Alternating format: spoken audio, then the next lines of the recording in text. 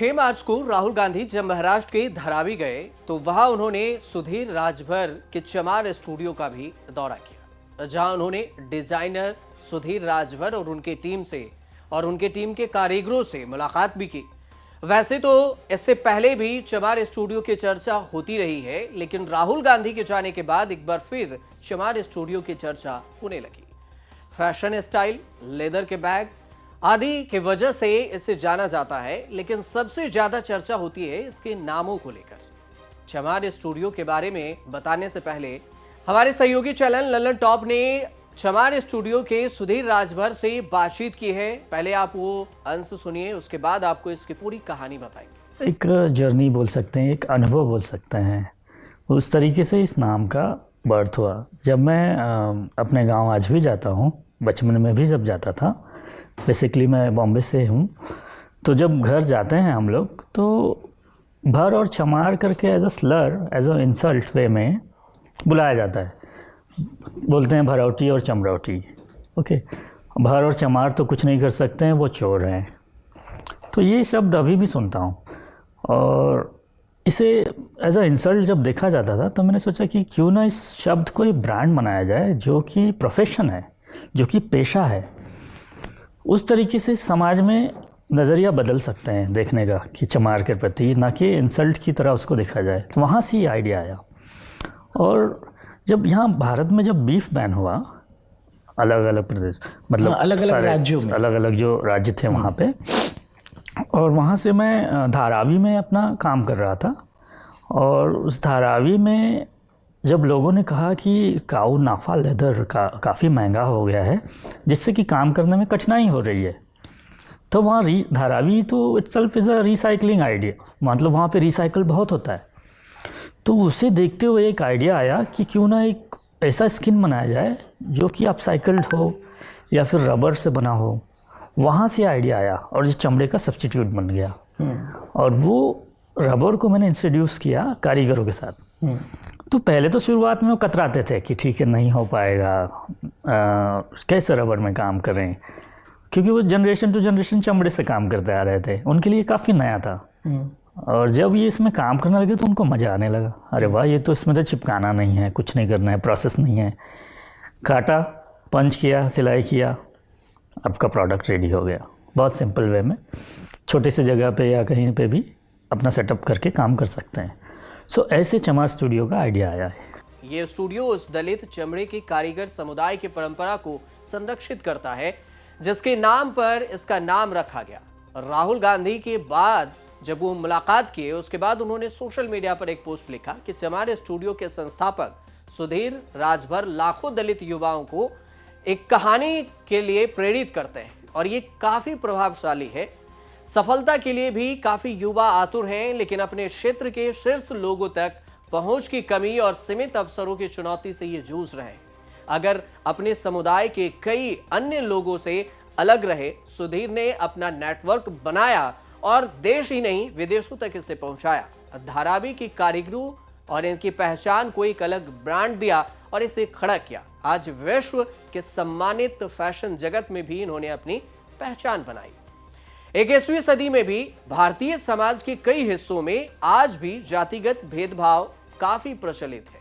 और आज भी अगर आप गांव देहात इलाकों में चले जाएंगे तो देखेंगे कि लोगों को जाति के आधार पर नीचा दिखाया जाता है और कुछ जातियों को तो लोगों ने स्लैंग बना दिया है। हालांकि इसके खिलाफ कई कानून भी मौजूद हैं, लेकिन फिर भी जातिवाद के मामलों को देखते हुए कई सारे सवाल उठते हैं और कई बार ये मामला देखने को मिलता है सबके बीच में। अब जैसे मुंबई के उद्यमी की अगर बात करें तो ये जो सुधीर राजभर हैं, उन्होंने इस सब से अलग निकले और ग्लोबल लेवल पर उन्होंने एक अलग पहचान बनाई। और इस सब के बीच सुधीर राजभर ने अपने काम के माध्यम से जाति आधारित भेदभाव के खिलाफ लड़ने को अपना एक मिशन बनाया। अब सवाल यह उठता है कि कैसे हुई चमार स्टूडियो की शुरुआत। उत्तर प्रदेश के जौनपुर से ताल्लुक रखते हैं सुधीर राजभर, और जब भी वह अपने गांव जाते थे तो उन्होंने बताया कि उन्हें चमार जैसे अपमानजनक नामों से बुलाया जाता था और यह शब्द चमड़े का काम करने वाली जाति को दर्शाने के लिए इस्तेमाल किया जाता है। उन्हें एहसास हुआ कि उनके और उनके समुदाय के अन्य लोगों के साथ उनकी जाति के कारण भेदभाव किया जा रहा है। लेकिन इस भेदभाव के आगे झुकने के बजाय सुधीर राजभर ने इसे चुनौती देने का फैसला किया और उन्होंने चमार स्टूडियो की स्थापना कर दी, जिसका नाम भी उसी शब्द के नाम पर रखा गया, जिसका इस्तेमाल उन्हें अपमानित करने के लिए किया जाता था। वह मुंबई के धारावी गए और लोगों से मिले और लोगों से जुड़े, और जिसके पास बैग और बेल्ट बनाने का अनुभव था, उन्होंने रिसाइकल्ड मटेरियल का इस्तेमाल करके हाई क्वालिटी, सस्टेनेबल और स्टाइलिश बैग और जूते बनाने शुरू कर दिए। उन्होंने कैसे इसकी शुरुआत की वो खुद उन्होंने बताया है, सुनिए। तो क्या सोचें, ऐसे भी लोग बोलते हैं ST/SC का एक्ट लग जाएगा, ये वो, और तुम नाम कैसे ये रख रहे हो।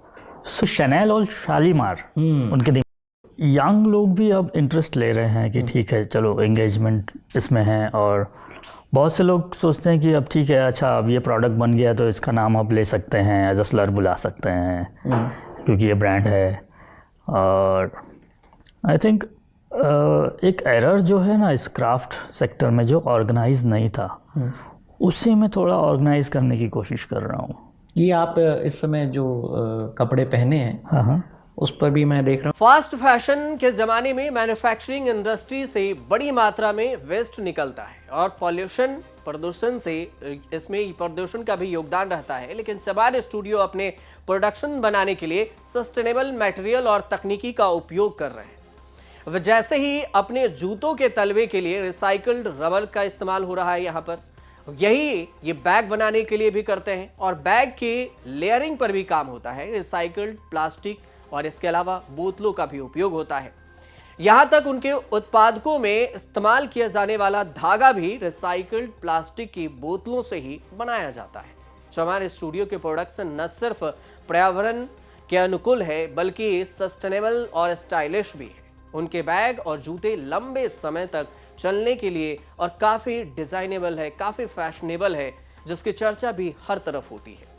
फैशन के प्रति चमार स्टूडियो के अलग दृष्टिकोण ने इसे उद्योग में एक प्रसिद्ध नाम बना दिया। काफी फेमस नाम हो गया है अब ये, और पर्यावरण अनुकूलित उत्पाद अब इसके लिए अमेरिका, जर्मनी, जापान सहित दुनिया भर के कई देशों में इनके सामान और इनके ब्रांड बिक रहे हैं। सुधीर ने अपने समुदाय के लोगों को रोजगार का भी मौका दिया। उन्होंने एक सामाजिक मुद्दे पर भी काम करते हुए अपना बिजनेस खड़ा किया, जिसका टर्नओवर आज करोड़ों रुपए में है। उनके प्रोडक्शन इस समुदाय को एक अलग पहचान भी दिला रही है। लेकिन जब राहुल गांधी महाराष्ट्र के धारावी पहुंचे तो एक बार फिर सुधीर राजभर के चमार स्टूडियो की चर्चा होने लगी और इसके बाद राहुल गांधी ने सोशल मीडिया पर भी उनकी जमकर तारीफ की। सोशल मीडिया पोस्ट पर राहुल गांधी ने यह लिखा कि सुधीर और उनकी टीम की तारीफ करते हुए आज गर्व महसूस हो रहा है। धारावी में सुधीर और उनकी टीम के साथ काम करते हुए मैंने समावेशी उत्पादन नेटवर्क के महत्व को रेखांकित किया, अंडरलाइन किया, जो अलग अलग क्षेत्रों में कुशल श्रमिकों को आगे बढ़ाता है। आप देखते रहिए न्यूज़ तक।